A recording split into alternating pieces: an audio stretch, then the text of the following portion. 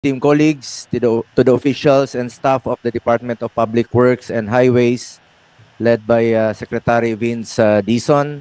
Pleasant day to all of you. Mr. Chair, the DPWH is now in the test of public scrutiny. Kaliwat kanang batikos po ang natatanggap ng departamento matapos mabunyag ang mga irregularidad, korupsyon, katiwalian, at kapalpakan po sa mga proyekto at infrastruktura. Lalo na sa usapin po ng flood control projects na dapat sana ay nagpoprotekta sa ating mga kababayan laban sa baha at kalamidad. Pero naging lugar po ng katiwalian.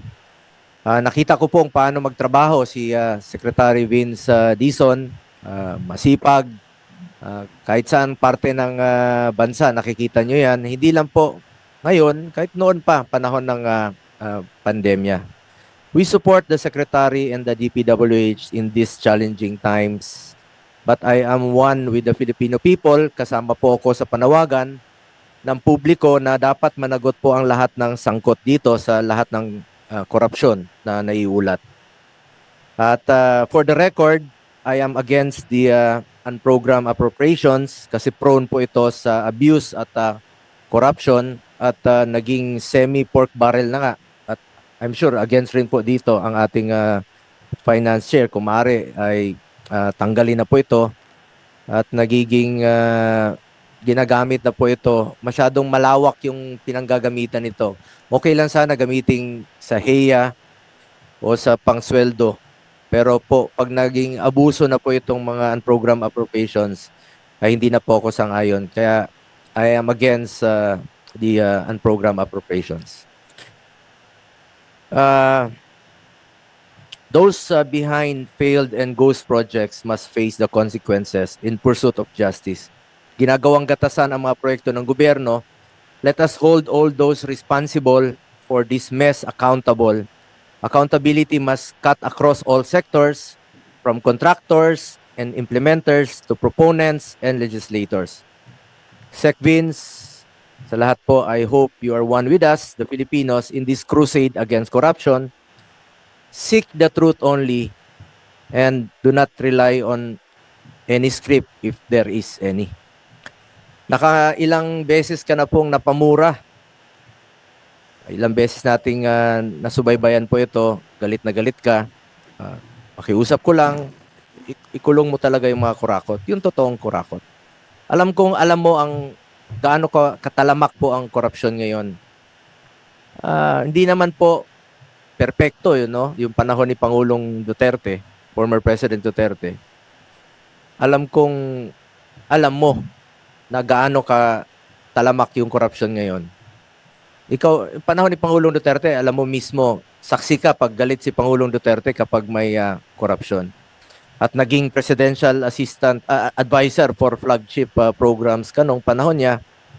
Hindi man perpekto, pero itong nangyayari po ngayon ay talagang talamak at galit po ang tao.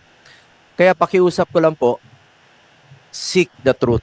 Katotohanan lamang po, not the script. Sec Vince, hindi po kita inuutusan at tinuturuan. Isa itong pakiusap at paalala lang po. Ang issue ngayon ay tungkol sa ghost, substandard, o anomalous flood control projects. Kung wala kang sinisino-sino o pinipili, kasuhan nyo po at ipakulong kaagad yung mga totoong mastermind. Yung totoong buhaya. Mag-focus po kayo sa mga magnanakaw at corrupt. Ikulong na yan, mga kurakot. Alam kong kilala mo sila. Di mo pa siguro mapangalanan, pero pakiusap ko po, tumbukin nyo po. Tumbukin nyo po. Huwag nang paligoy-ligoy pa. Tumbukin nyo yung sinong may sala talaga rito. Tumbukin mo yung mastermind at huwag sanang ilihis yung issue. Totoo lamang po, the truth. Nakaantabay ang mga tao, naghihintay po ng resulta. Interes ng tao, interes ng Pilipino ang unahin natin na dito. Malaki po ang aking paniniwala na yan po ang iyong tatahaking landas. Alamin yung katotohanan, ikulong ang dapat ikulong. Ikulong ang mga korap. I hope you're one with us dito sa ating krusada na labanan ng korupsyon sa gobyerno. Having said that, Mr. Chair, would like to ask some questions lang po, no? Kasi nasasayangan talaga ako dito sa mga flood control na nasasayang sa mga nakaraang taon. At bilang principal author at co-sponsor po ng Republic Act number 12076 o ito pong Ligtas Pinoy Centers Act, ito pong pagpapagawa ng evacuation center sa mga munisipalidad at syudad, which mandates the establishment of evacuation centers in every city and municipality nationwide. Sa 1.2 trillion na budget po ng flood control from 2022 to 2025, 60,000 evacuation centers na sana po ang pwedeng maitayo dito at assuming po no, na 4 million per classroom, sana po ay nakapagpatayo tayo ng 300,000 na classrooms. Since ang NDRMC po ang mag-identify ng mga priority areas po sa na itatayong mga evacuation center, ilan na hong na napagawa ninyong evacuation centers even before the naging nabatas po itong Ligtas Pinoy Centers Act, Secretary Vince, sa DPWS. Ilan na hong natayo ninyo before at nung naging batas po itong Ligtas Pinoy Centers Act, ilan na ho ang plano ninyong gawin? Laking tulong po ito kasi ikaw mismo umiikot ka sa mga nasalanta ng bagyo, lindol. Wala silang maayos na evacuation center. Yung iba nasa tent lang, napakainit. Walang maayos na comfort room. Yung sanitation po. Sana bigyan nyo po ito ng prioridad, itong pagtatayo ng mga evacuation centers. Mr. Chairman, maraming salamat po. Kaisa po tayo ng ating senator dito. At gusto ko lang pong sabihin sa 2025, since napasa po ang batas, 13 out of 32 evacuation centers na po ang ongoing o completed? Completed na po. Roughly po, 650 million out of the budgeted 1.6 billion for 2025 ang nagawa na po. So ongoing po yung natitira pong mga evacuation centers for 2025. Ganun lang po kaliit yung inilaan na pondo. Pero naniniwala ka na malaking tulong po itong mga evacuation center. Opo. Lalong-lalo na po ngayon na panay bagyo, panay may mga sunog, magbabaha. Nagagamit yung mga eskwelahan, nagagamit yung mga gym. Sana po may maayos since batas na po ito. Baka mabigyan nyo po ng prioridad ang pagtatayo ng mga evacuation centers. Opo, yun lang po ang inallocate for 2025. Ito po ang sinasabi sa akin ngayon. Essentially 100 million per region, kaya po 1.6 billion ang total. At yun nga po, 13 pa lang po out of the 32 ang nagagawa ngayong 2025. Roughly about 45%. Kaya po kailangan paspasan din po ito. Pero po sa 2026, 2.1 billion po ang inallocate na dagdag na pondo for the evacuation and public health facilities po.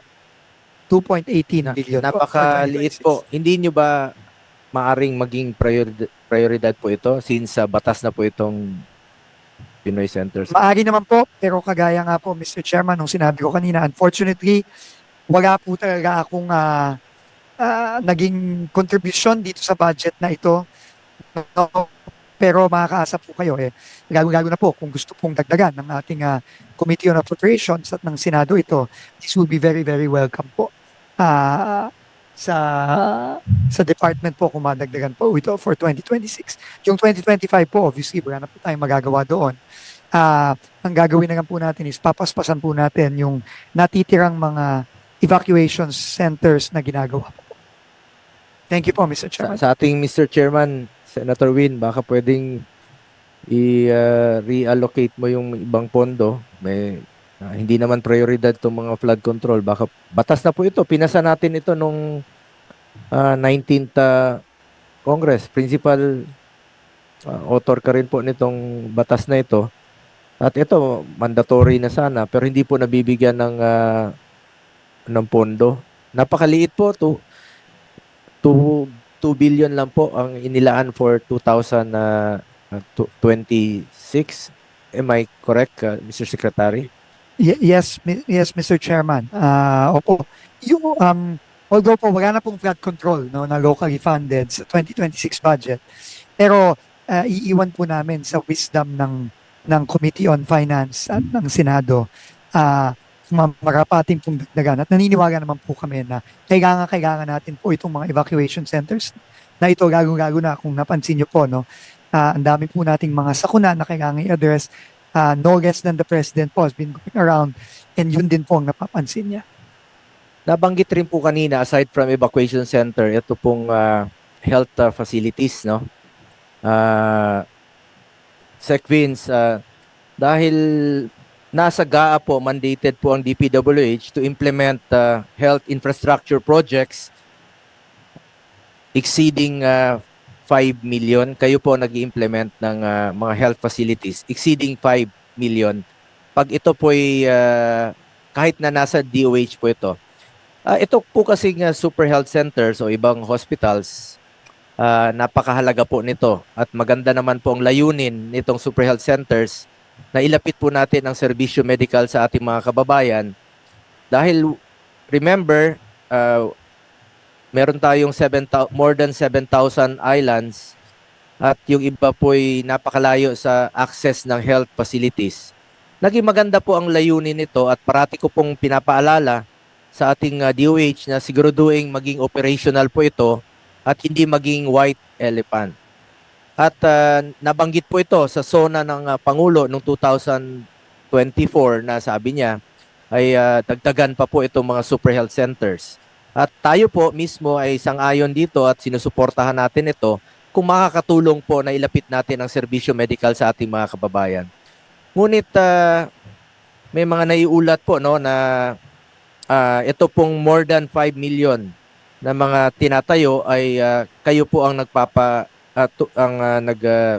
nagkakandak ng bidding at nag-i-implement. So, na-check nyo ba ito dahil meron po mga naiulat na non-operational at incomplete health facilities. Sayang naman po ito, imbis na magturuan po ang DOH at ang LGU kung sino talagang dapat magtapos nito since sila naman po ang merong agreement, undertaking na para to make it operational. Ngayon, nagtuturuan na sila kung ang LGU ba ang dapat maglalagay ng mga doktor, at to make it operational, makumpleto, nagtuturuan na sila. At ngayon, yung iba naman, sinasabi, hindi pa natatapos. So kayo po ang nag-i-implement nito. Ano na ho ba ang update nito? Dahil sayang naman po ang pondo ng gobyerno. Maganda naman po ang layunin, pero kung nagkakaproblema po sa implementation, sayang po ang pondo ng gobyerno. Maraming salamat po, Mr. Chairman. Mukha pong may katulad din po ng Rene's kanina tungkol sa mga classroom. Mukhang mabigat din po ang delay nito. No? I was just informed po, Mr. Chairman, that yung Memorandum of Agreement po galing sa DOH, napirmahan lang po nung July. So, 6 na buwan na ho ang nakalipas ngayong 2025. At alam naman po natin, kung wala pong Memorandum of Agreement, hindi po pwedeng magsimula ang construction.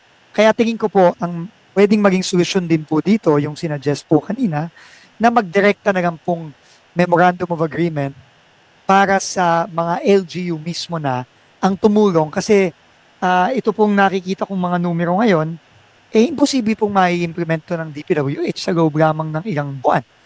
No? Dahil nga po sa delay dun sa MOA with DOH.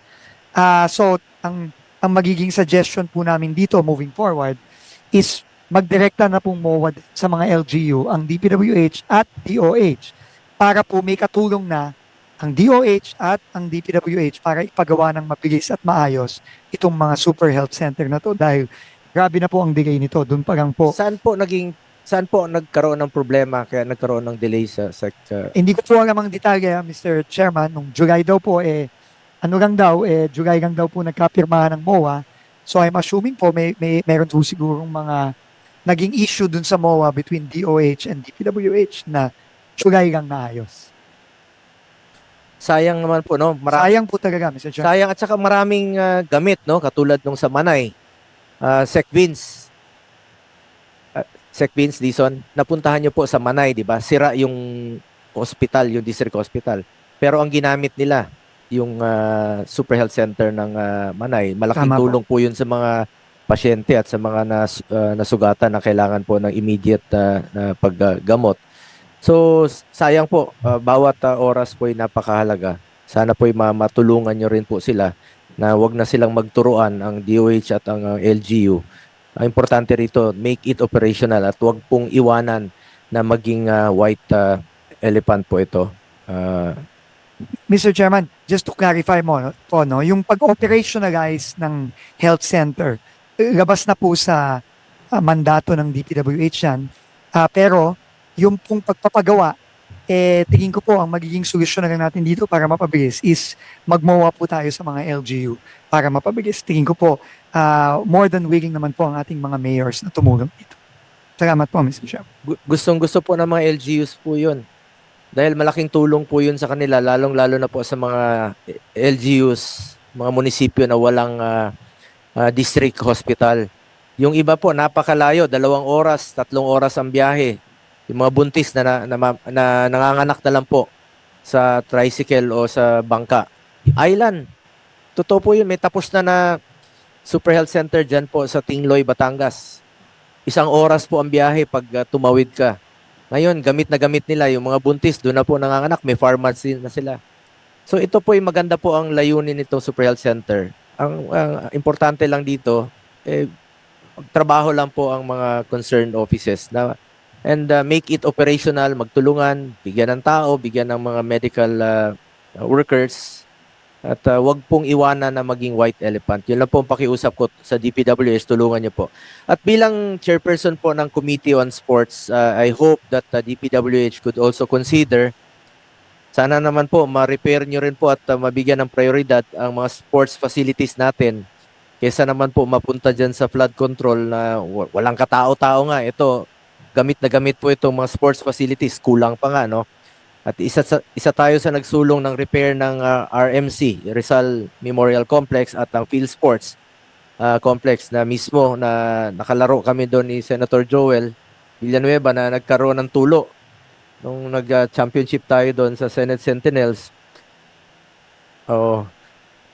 Yung Field Sports po, nung naglaro kami, sayang naman po yung mga pasilidad na kahit matagal na, baka mabigyan nyo po ng prioridad o yung mga dormitoryo ng mga athletes natin. Hindi lang naman po ang kailangan nila ay financial assistance, kundi moral support, mga equipment. Wala na silang dapat isipin pa, kundi maglaro na lang.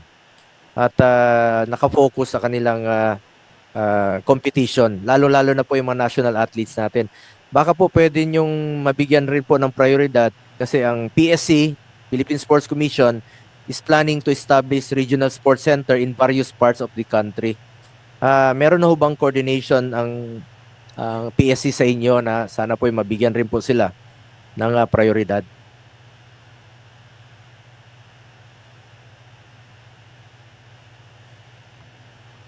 Opo, kami po ay makikipag-usap at makikipag-coordinate sa PSC sa pamumuno ni Chairman Gregorio para po, again, magtulungan po kami kung paano ma-i-implement po ng mabilis itong mga pagpapatayo ng mga sports facilities na alam naman po natin na kailangan all over the country. Thank you po, Mr. Chairman.